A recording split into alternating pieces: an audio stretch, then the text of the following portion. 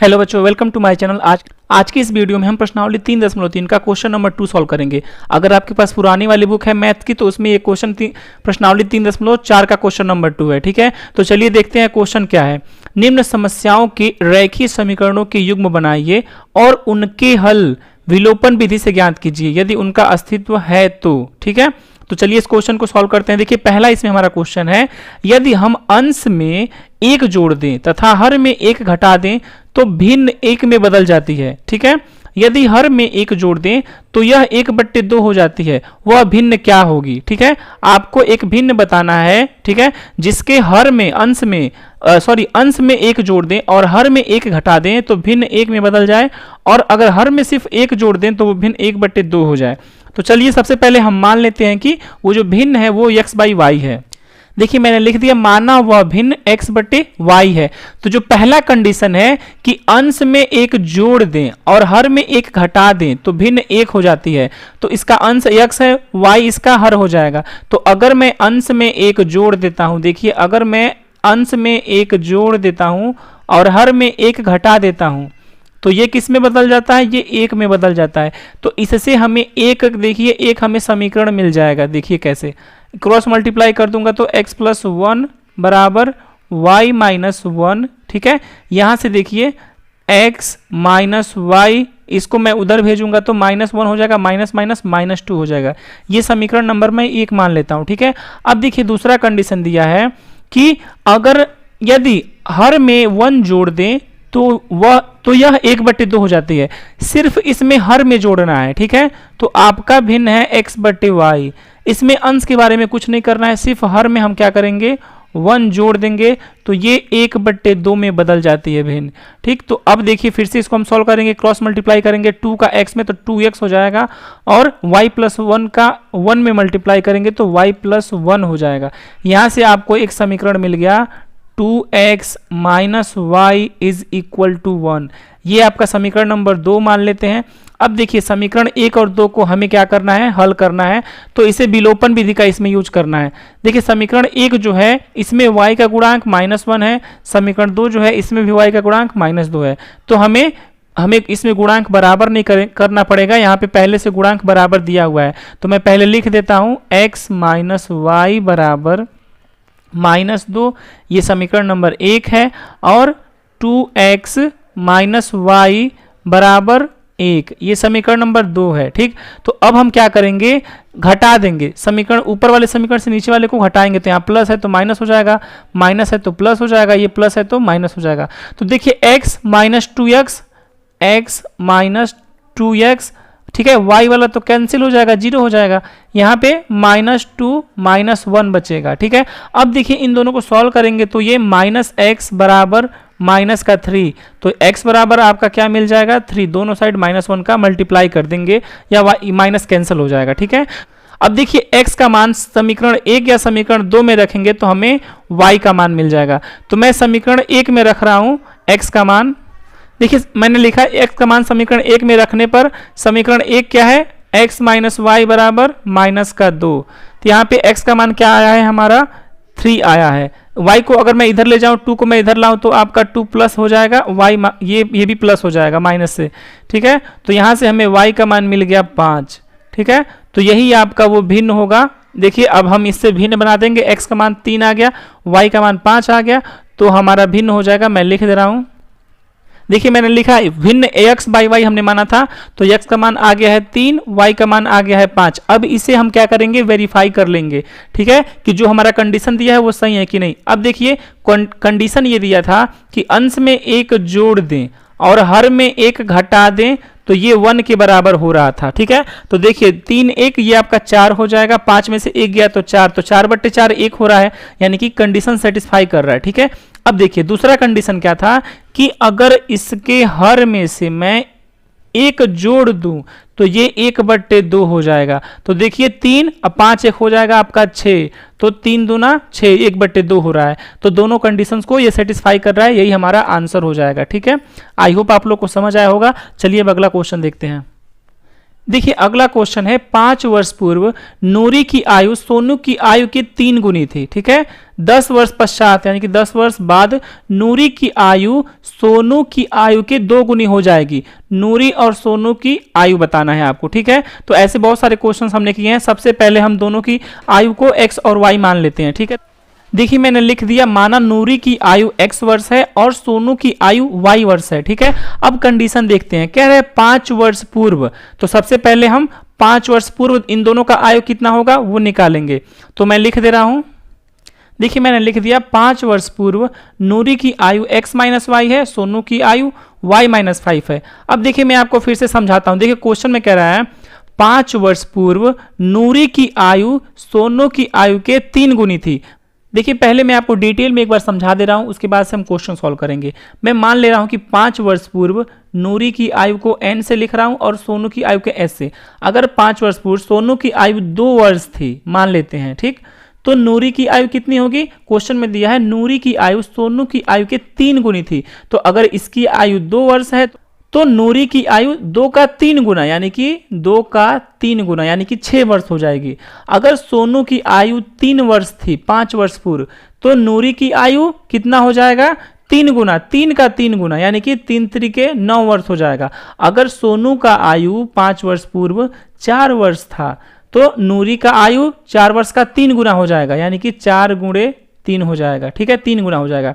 अब देखिए हम मान रहे हैं कि सोनू की आयु जो है वो 5 वर्ष पूर्व y माइनस 5 है। ठीक है, y माइनस 5 है, तो नूरी की आयु कितनी हो जाएगी? 3 गुना y माइनस 5 यानी कि सोनू की आयु के 3 गुना। ठीक है, तो नूरी की आयु हमने माना है 5 वर्ष पूर्व x माइनस 5, तो ये किसके बराबर हो जाएगा? 3y माइनस 5 के। यानी कि देखिए 5 वर्ष पूर्व यानी कि नूरी की आयु x माइनस 5 है, ये किसके बराबर होगा? 3 गुना सोनू की आयु के। ठीक है, आई होप आप लोग को समझ आया होगा। तो यहां से हमें एक समीकरण मिल जाएगा। ठीक है ना, देखिए इसे मैं सॉल्व कर दे रहा हूं, तो x माइनस 5 बराबर 3y माइनस का 15। यहां से अगर मैं क्रॉस, यहां से अगर देखिए यहां से मैं 3y को इधर लाऊंगा, 5 को इधर ले जाऊंगा, तो x माइनस 3y बराबर से 5 इधर जाएगा तो प्लस का होगा, तो 5 माइनस 15 हो जाएगा यानी कि माइनस का 10 आ जाएगा इधर। ये समीकरण नंबर 1 में मान ले रहा हूं। ठीक है, अब देखिए समीकरण नंबर 1 हो गया ये। अब दूसरा कंडीशन देखिए क्या दिया है। देखिए दूसरा कंडीशन दिया है 10 वर्ष पश्चात यानी कि 10 वर्ष बाद नूरी की आयु सोनू की आयु के 2 गुनी हो जाएगी। 10 वर्ष बाद, तो सबसे पहले दोनों का एज 10 वर्ष बाद लिख देता हूं। देखिए मैंने लिख दिया 10 वर्ष बाद नूरी की आयु कितना होगा? आपका x प्लस 10 हो जाएगा और सोनू की आयु कितनी हो जाएगी? y प्लस 10 हो जाएगा। तो कंडीशन दिया है 10 वर्ष बाद नूरी का जो आयु है वो सोनू की आयु के 2 गुना हो जाएगा। नूरी का जो आयु है सोनू की आयु के 2 गुना, तो सोनू की आयु में 2 गुना गुणा करेंगे तो ये बराबर हो जाएगा। ठीक है, अब यहाँ से हमें एक और समीकरण मिलेगा। देखिए 2y प्लस का 20, अगर मैं इधर लाऊं x माइनस 2y हो जाएगा, 10 को इधर ले जाऊंगा तो 20 में से 10 गया तो 10 बचेगा। ये आपका समीकरण नंबर 2 हो गया। अब देखिए समीकरण 1 और 2 में देखिए x का गुणांक सेम है, तो मैं लिख दे रहा हूं x माइनस 3y बराबर का माइनस 10 और x माइनस 2y बराबर का प्लस का 10। ठीक है, अब इसको मैं सॉल्व करूंगा। देखिए दोनों में x का गुणांक सेम है तो घटाऊंगा, यहाँ पे माइनस हो जाएगा, यहाँ प्लस हो जाएगा, यहाँ माइनस हो जाएगा, तो ये दोनों तो कैंसिल हो जाएंगे। ये प्लस का माइनस का 3y प्लस का 2y आपका माइनस का y हो जाएगा और ये माइनस का 20 हो जाएगा। ठीक है, तो यहाँ पे y बराबर हो गया 20 वर्ष।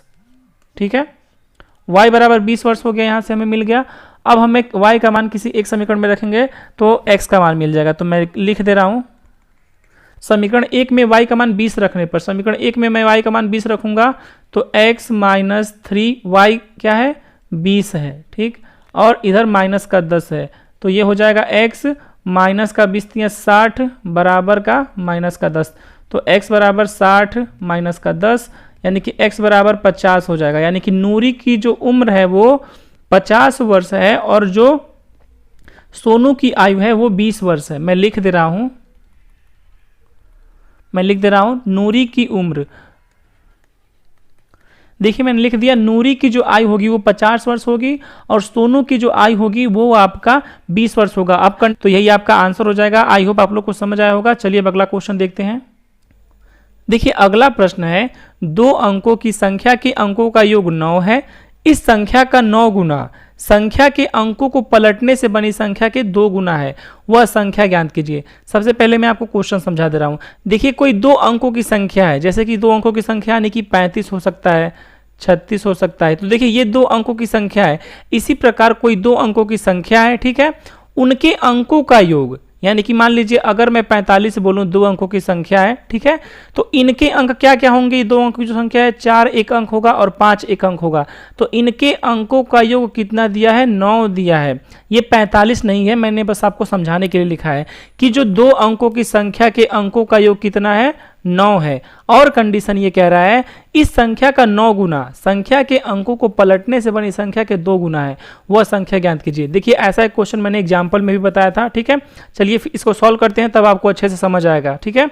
देखिए सबसे पहले क्या करेंगे, हम मान लेंगे कि वो संख्या XY है। देखिए मैंने मान लिया, माना 2 अंकों की संख्या XY है। यहाँ पे देखिए हम मान लिए हैं कि 2 अंकों की संख्या क्या है? XY है, ठीक। अब कंडीशन ये दिया है कि इनके अंकों का योग 9 है, तो इसके कौन कौन से अंक हो रहे हैं? एक x होगा और एक y होगा। जैसे कि मान लीजिए अगर 45 है, 2 अंकों की संख्या है, तो इसमें कौन कौन से अंकों का यूज हो रहा है? एक 4 यूज हो रहा है, एक 5 यूज हो रहा है। तो ऐसे ही अगर x y 2 अंकों की संख्या है तो इसमें एक x अंक है, एक y अंक है।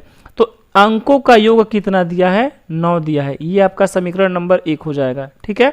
अंकों का योग 9 दे दिया है। अब कह रहा है कि इस संख्या का 9 गुना संख्या के अंकों को पलटने से बनी संख्या के 2 गुना है। इसे बताने से पहले मुझे आपको कुछ बेसिक चीजें बतानी है। जैसे कि देखिए अगर XY 2 अंक की संख्या है तो मैं इसको लिख सकता हूं 10x + y। ऐसा क्यों लिख रहा हूं? ये इसका एक्सपेंडेड फॉर्म होता है, विस्तार रूप होता है। y इकाई के स्थान पे है तो y में 1 का गुणा करेंगे तो y आ जाएगा। x दहाई के स्थान में है तो x में 10 का गुणा करेंगे। मैं आपको समझा रहा हूं। जैसे कि मान लीजिए अगर 25 है, 2 अंकों की संख्या है, तो इसको मैं लिख सकता हूं इकाई 1 है, इकाई में 1 का गुणा करेंगे तो 5 एकम 5 हो जाएगा, और 2 दहाई है तो 2 में 10 का गुणा करेंगे, ठीक है। तो 10 दूना 20, 5 25। देखिए दोनों बराबर हो गया, यानी कि 25 को हम 2 गुणे 10 + 5 लिख सकते हैं। उसी प्रकार अगर 36 है तो देखिए 3 दहाई के स्थान पे हैं, 6 इकाई के स्थान पे। तो जो दहाई के स्थान में है उसमें 10 से मैं गुणा कर सकता हूं और इकाई वाले को जोड़ सकता हूं, ठीक है। तो देखिए 10 × 30 + 6 36 हो जाएगा। इसी प्रकार अगर 45 है, ठीक है, तो यहाँ पे देखिए इकाई 5 है और 4 दहाई है, तो दहाई में मैं 10 से गुणा करूंगा और इकाई को जोड़ दूंगा। तो ये दोनों आपस में देखिए 45, ये भी 45, 36, ये भी 36, यानी कि कोई भी संख्या है 2 अंकों की संख्या है उसको मैं ऐसे लिख सकता हूं। यानी कि XY अगर 2 अंकों की संख्या है तो उसे मैं 10x + y के रूप में लिख सकता हूं, ठीक। तो इसे आपको याद रखना है, इसका हम यूज करेंगे। अब देखिए मैंने लिखा संख्या XY को पलटने पर बनी संख्या। हम ऐसा क्यों कर रहे हैं? क्योंकि क्वेश्चन में कंडीशन दिया है संख्या के अंकों को पलटने पर बनी संख्या का 2 गुना है। तो जो संख्या हमारा है, संख्या हमारा क्या है? XY है। तो इस जो संख्या है इसको अगर हम पलट देंगे तो देखिए हमारा नया संख्या क्या बन रहा है? YX बन रहा है, ठीक है। अब देखिए ये जो YX बन रहा है इसमें x इकाई है और y दहाई है, तो y में हम 10 से गुणा कर सकते हैं और प्लस का x लिख सकते हैं, क्योंकि y इसमें दहाई हो जाएगा और x इकाई। जैसे मान लीजिए अगर 21 है, 2 अंकों की संख्या है, इसको पलट देंगे तो 12 हो जाएगा, तो 1 दहाई के स्थान पे हो जाएगा, 2 इकाई के स्थान पे, ठीक है। तो आई होप यहाँ तक समझ आया होगा। अब हम कंडीशन लिखते हैं। देखिए और कंडीशन दिया है, इन दोनों को आपको याद रखना है, इनका यूज होगा, ठीक है, इनका यूज होगा। देखिए अब क्या कह रहा है, इस संख्या का 9 गुना, यानी कि जो 2 अंकों की संख्या हमने माना है XY, संख्या का 9 गुना संख्या के अंकों को पलटने से बनी संख्या के 2 गुना है। यानी कि सबसे पहले जो संख्या उसका मैं 9 गुना लिख देता हूं, तो 9XY यानी कि जो संख्या दिया है 2 अंकों की संख्या है उसका 9 गुना किसके बराबर है? संख्या को पलट देने से जो संख्या बनेगी उसके 2 गुना, यानी कि संख्या को मैंने पलटा तो क्या बना? वो YX बन गया, ठीक है। तो 9XY बराबर 2YX हो जाएगा। तो 9XY बराबर 2XY हो जाएगा, यानी कि जो संख्या है उसका 9 गुना संख्या को पलट देने से जो संख्या बनी उसके 2 गुना है। अब देखिए यक्स वाई का मान मैं यहाँ से लिख दूंगा, यक्स वाई को मैं ये भी लिख सकता हूँ 10x प्लस वाई, ठीक है, और मैं वाई एक्स को लिख सकता हूँ 10y प्लस यक्स। अब मैं इनको सॉल्व करूंगा तो हमें क्या मिल जाएगा, एक और समीकरण मिल जाएगा। तो चलिए मैं इसे सॉल्व करता हूँ, 9 दहा में 90x प्लस का 9y और इधर हो जाएगा 10 दूना 20y प्लस 2x, ठीक है। अब देखिए यक्स को इधर लाएंगे, y को इधर लाएंगे तो 90 में से यहाँ पे माइनस कर देंगे, 90 में से 2 गया तो 88x, और ये माइनस में हो जाएगा तो माइनस का 11y आपका बचेगा, ठीक है, बराबर 0। ये आपका समीकरण नंबर 2 हो जाएगा। इसको थोड़ा सा और सॉल्व कर लेते हैं। अगर मान लीजिए 11y को मैं उधर भेज दूं तो 88x बराबर 11y, 11 से 88 8 बार में कट जाएगा तो 8x बराबर y, 8x बराबर y आ गया। अब यहाँ से मैं लिख सकता हूँ 8x माइनस वाई बराबर 0। ये समीकरण नंबर आपका 2 हो जाएगा, ठीक है। समीकरण नंबर आपका 2 आ गया। मैं फिर से समझा रहा हूँ ये कैसे आया। देखिए जो संख्या है 2 अंकों की, उसका 9 गुना उस संख्या को पलट देने से उसके 2 गुने के बराबर हो रही है। तो इसमें 2 गुना, उसको पलट दिए तो 2 गुना का मल्टीप्लाई करेंगे, इसमें 9 गुना। तो इसको मैं सॉल्व किया तो 8x माइनस वाई बराबर 0 आ गया। समीकरण 1 हमारा क्या था, x प्लस वाई बराबर हमारा क्या था, देखिए मैं यहाँ पे समीकरण 1 लिख दे रहा हूँ। समीकरण 1 था x प्लस वाई बराबर आपका 9 था, ठीक है। ये समीकरण नंबर 1 था और समीकरण नंबर 2 हमारा ये है। अब इसको विलोपन विधि से हमें करना है।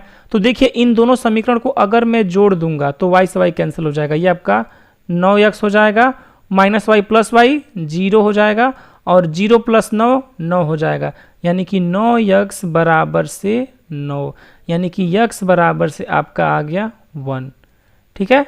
जो पहला अंक है संख्या एक्स वाई में उसका पहला अंक 1 होगा, ठीक है। अब हमें दूसरा अंक निकालना है। दूसरा अंक के लिए मैं x का मान समीकरण 1 में रख देता हूं।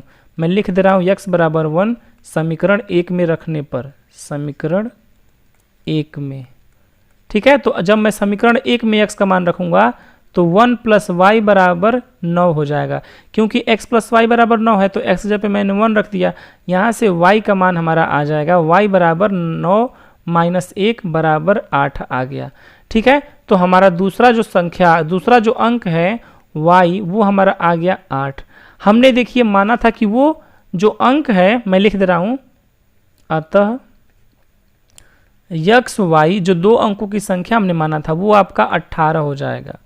वो जो 2 अंकों की संख्या है वो 18 है। अब हम चेक करेंगे कि क्या जो 18 है वो कंडीशंस को सेटिस्फाई कर रहा है कि नहीं, जो क्वेश्चन में दिया है। क्वेश्चन में कंडीशन दिया है कि इस संख्या के अंकों का योग 9 होना चाहिए। तो अंक इसके 1 और 8 हैं, इनका योग 9 आना चाहिए। 9 आ रहा है, हाँ आ रहा है, ठीक है। अब देखिए कह रहा है इस संख्या का 9 गुना, यानी कि जो 18 है इसका 9 गुना, ठीक है, इस संख्या के 2 गुना, सब जब संख्या को पलट देंगे तो यानी कि 81 के बराबर होगा। तो आप चेक करेंगे तो देखिए 18 9 162 और 81 दूना 2 1 कम 2 और 8 का 16, 162 दोनों बराबर आ रहा है। यानी कि जो संख्या का 9 गुना है, ठीक है, संख्या के अंकों को पलट देने से उसके 2 गुने के बराबर भी आ रहा है। तो ये हमारा कंडीशंस भी सेटिस्फाई कर रहा है। आई होप आप लोग को समझ आया होगा। चलिए अब अगला क्वेश्चन देखते हैं। देखिए अगला क्वेश्चन है, मीना 2000 रुपए निकालने के लिए एक बैंक गई। उसने खजांची से, यानी कि जो कैशियर होता है, खजांची से 50 रुपए तथा 100 के नोट देने के लिए कहा, ठीक है। मीना ने कुल 25 नोट प्राप्त किए। ज्ञात कीजिए कि उसने 50 और 100 के कितने कितने नोट प्राप्त किए। देखिए मैं आपको क्वेश्चन पहले समझा देता हूँ। मीना एक लड़की है, वो किसी बैंक में गई 2000 रुपये निकालने के लिए, सिर्फ 2000 रुपये, ठीक है। उसने कैशियर से बोला कि मुझे 50 और 100 के ही बस नोट चाहिए, ठीक है। तो कैशियर ने उसे 25 नोट दे दिए, ठीक है। अब आपको बताना है कि कितने नोट उसने 50 के दिए होंगे, कितने 100 के दिए होंगे, ताकि 2000 रुपये उसके पास हो जाए, ठीक है। तो अब देखिए हम क्या करेंगे, हम मान लेंगे कि 50 की जो नोटें हैं वो x हैं और जो 100 की नोटें हैं वो y है। तो मैं लिख दे रहा हूँ, देखिए मैंने लिख दिया, माना 50 के नोटों की संख्या x है और 100 के नोटों की संख्या y है, ठीक है। देखिए हमारा कंडीशन दिया हुआ है, मीना ने कुल 25 नोट प्राप्त किए, ठीक। और देखिए हमारे पास 50 के नोटों की संख्या x है और 100 के नोटों की संख्या y है, हमने मान लिया है, तो x प्लस वाई क्या हो जाएगा, 25 हो जाएगा। क्यों 25 हो जाएगा, देखिए टोटल उसके पास 25 नोट है, ठीक। 50 के कितने नोट हैं x, 100 के कितने नोट हैं y, तो x प्लस वाई बराबर 25, ठीक है। तो ये आपका पहला कंडीशन हो जाएगा, ठीक है। अब देखिए दूसरा कंडीशन क्या, दूसरा कंडीशन कैसे बनेगा, देखिए 50 के नोट उसके पास x हैं और 100 के नोट उसके पास y हैं, तो दूसरा कंडीशन हो जाएगा 50x प्लस 100y बराबर, देखिए 50 के नोट जितने होंगे गुणा करेंगे, 100 के नोट जितने गुणा करेंगे y से, तो 2000 रुपये, उसके पास सिर्फ 2000 रुपये तो मिले हैं, तो 2000 हो जाएगा, ये दूसरा कंडीशन हो जाएगा, ठीक है। अब देखिए हम इन दोनों को विलोपन विधि से हल कर देंगे। तो इसको हल करने के लिए सबसे पहले हमें क्या करना है, दोनों के गुणांकों को बराबर करना होगा। तो अगर समीकरण 1 में मैं 50 से गुणा कर दूं, समीकरण 1 में अगर मैं 50 से गुणा कर दूं, तो x का गुणांक बराबर हो जाएगा समीकरण 1 गुणे 50। देखिए तो ये हो जाएगा 50x प्लस 50y बराबर 25 पच्चे 125, 1250 ये हो जाएगा आपका। और नीचे मैं लिख दे रहा हूँ दूसरा समीकरण 50x प्लस का 100y बराबर 2000 रुपये। ये कंडीशन आपका हो गया। यहाँ से इसे हम सॉल्व करेंगे, देखिए घटा देंगे हम, ठीक। तो देखिए ये देखिए घटाएंगे तो ये माइनस हो जाएगा, ये भी माइनस हो जाएगा, ये भी माइनस हो जाएगा, ये दोनों कैंसिल हो जाएंगे। यहाँ से माइनस का 50y आएगा और यहाँ से आपका माइनस का 750 आएगा, ठीक है। तो यहाँ से देखिए सबसे पहले माइनस को हटा देंगे, उसके बाद से 750 बटे 50 लिख सकता हूँ, 0 से 0 कैंसिल। और देखिए यहाँ से हमें y का मान 15 मिल गया, यानी कि उसको 100 के कितने नोट मिल गए, 15 नोट मिल गए। तो 100 गुणे y कितना हो जाएगा, 1500 रुपये आपको यहाँ से उसको 100 के नोट मिल गए। अब आपको चेक करना है कि कितने 50 के मिले, तो इसको किसी भी समीकरण में रख दीजिए। मैं समीकरण 1 में रख रहा हूँ, y बराबर 15 समीकरण 1 में। जब समीकरण 1 में मैं रखूंगा तो ये आपका हो जाएगा x प्लस 15 बराबर 25। तो यहाँ से x का मान आपका 10 आ जाएगा, यानी कि देखिए 50 के उसके पास कितने नोट आ गए, 50 के उसके पास 10 नोट आ गए और 100 के उसके पास 15। अब देखिए इनको कंडीशंस को मैं रख के सेटिस्फाई करा रहा हूँ। देखिए 50 गुणे 10 है, 10 का मतलब जितने नोट 50 के हैं तो कितने हैं 10 नोट, ठीक है।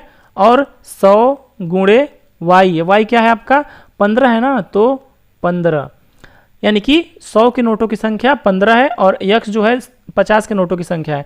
तो 50 इसका गुणा करेंगे तो ये 500 हो जाएगा और ये करेंगे तो 1500, यानी कि 2000 के बराबर देखिए आ रहा है, हमारा कंडीशन सेटिस्फाई हो रहा है। तो बस यही आपका सॉल्यूशन हो जाएगा कि उसके पास 50 के टोटल 10 नोट उसको मिले और 100 के कितने नोट मिले, 15 नोट मिले। आपको यही लिख देना है, आपका यही आंसर हो जाएगा। मैं लिख दे रहा हूँ, देखिए मैंने लिख दिया 50 के नोटों की संख्या बराबर 10 और 100 के नोटों की संख्या बराबर 15। देखिए अगला प्रश्न है, किराए पर पुस्तक देने वाले किसी पुस्तकालय का प्रथम 3 दिनों का एक नियत किराया है तथा उसके बाद प्रत्येक अतिरिक्त दिन का अलग किराया है। सरिता ने 7 दिनों तक एक पुस्तक रखने के लिए 27 रुपये अदा किए, जबकि सुशी ने एक पुस्तक 5 दिनों तक रखने के लिए 21 रुपये अदा किए। नियत किराया तथा प्रत्येक अतिरिक्त दिन का किराया बताइए। देखिए मैं पहले आपको क्वेश्चन को डिटेल में समझा दे रहा हूँ, उसके बाद से क्वेश्चन को मैं सॉल्व कराऊंगा। सबसे पहले मान लीजिए कि कोई लाइब्रेरी है, ठीक है, देखिए कोई लाइब्रेरी है, ठीक है। अब देखिए लाइब्रेरी में पुस्तक दिया जाता है किराए पे, इसमें इसका जो चार्ज लिया जाता है, इसका जो किराया लगता है, भाड़ा लगता है, वो कुछ इस प्रकार से लगता है। देखिए अगर 3 दिन तक जो शुरू के किराए हैं वो फिक्स हैं, यानी कि वो फिक्स लगेगा, 3 दिन तक जो किराया है वो आपको फिक्स रहेगा कि 3 दिन तक आपको इतना ही पैसा देना है, ठीक है। अगर आप 3 दिन से कम में भी वापस कर देते हैं तो भी आपको उतना ही देना होगा, 3 दिन का किराया फिक्स है। अब 3 दिन से ज़्यादा दिन आप रखते हैं तो पर डे के हिसाब से, यानी कि पर डे के हिसाब से आपको चार्जेस देने पड़ते हैं, ठीक। तो आपको वही फाइंड करना है कि फिक्स रेट कितना है और पर डे का कितना चार्ज लग रहा है। इसमें आपको कंडीशन दे दिया गया है, आपको यही फाइंड करना है। चलिए कंडीशंस को समझते हुए इसको सॉल्व करते हैं, आपको अच्छे समझ आएगा। देखिए सबसे पहले मैं मान लूंगा कि जो फिक्स चार्ज है वो x रुपये है, यानी कि नियत किराया x रुपये है और प्रत्येक दिन का जो किराया है वो y रुपया है। तो मैं लिख देता हूँ, देखिए मैंने लिख दिया, माना नियत किराया x रुपए है और प्रतिदिन का किराया y रुपए है। ठीक है, देखिए अब यहाँ से हम कंडीशन अप्लाई करेंगे। कह रहे हैं कि देखिए क्वेश्चन कह रहा है सरिता ने 7 दिनों तक एक पुस्तक को रखने के लिए 27 रुपए दिए। ठीक है, शुरू के 3 दिन का क्या है, फिक्स किराया है, यानी कि x रुपए है। तो x 7 में से 3 दिन तो निकल गया, इधर 3 दिन तो निकल गया, 7 में से कितना दिन बचा, 4 दिन, यानी कि 4 दिन उसने अतिरिक्त रखा, तो 4 दिन का पर डे के हिसाब से देना पड़ेगा, तो ये 4y हो जाएगा।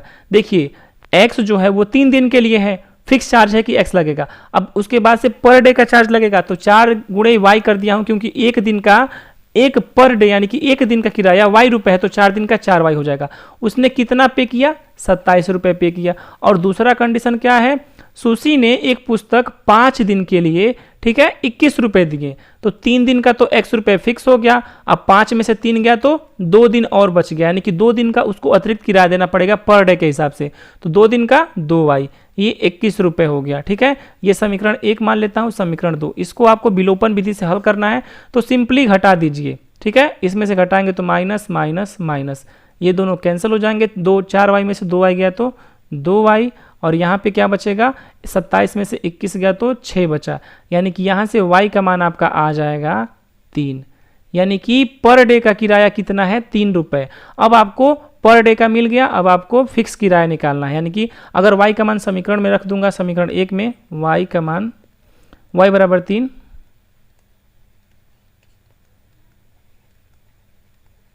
अगर y का मान मैं समीकरण 1 में रख दूं तो x प्लस 4 गुणे 3, y का मान 3, y देखिए 4y है तो y का मान 3 है, तो 4 गुणे 3 बराबर 27, तो x बराबर 27 माइनस का 12, 4 3 12 इधर आएगा तो आपका हो जाएगा 5 और 1, ठीक है, 15 हो जाएगा। यानी कि फिक्स जो किराया है, यानी कि पुस्तक कोई भी आप लेंगे तो 3 दिन का फिक्स किराया कितना रुपए है, 15 रुपए है। 3 दिन का फिक्स किराया 15 रुपए है, और पर डे का जो किराया है वो 3 रुपए है। ठीक है, आप क्वेश्चन में रख के सेटिस्फाई करा सकते हैं। देखिए अगर मैं यहाँ पे 15 रख दूं और 4 3 12 कर दूं, 4 गुणे 3, तो वो आपका 27 के बराबर आ जाएगा। ठीक है, सो आई होप आप लोग को समझ आया होगा। यहाँ से बस आपको लिख देना है कि फिक्स किराया, नियत किराया, मैं लिख दे रहा हूँ, देखिए मैंने लिख दिया, नियत किराया बराबर 15 रुपये और प्रतिदिन किराया बराबर 3 रुपये। तो बस यहीं आपका क्वेश्चन समाप्त हो गया। ठीक है, अब अगले वीडियो मिलेंगे। अगर आपको कोई डाउट है तो आप कमेंट बॉक्स में पूछ सकते हैं। Thanks for watching this video.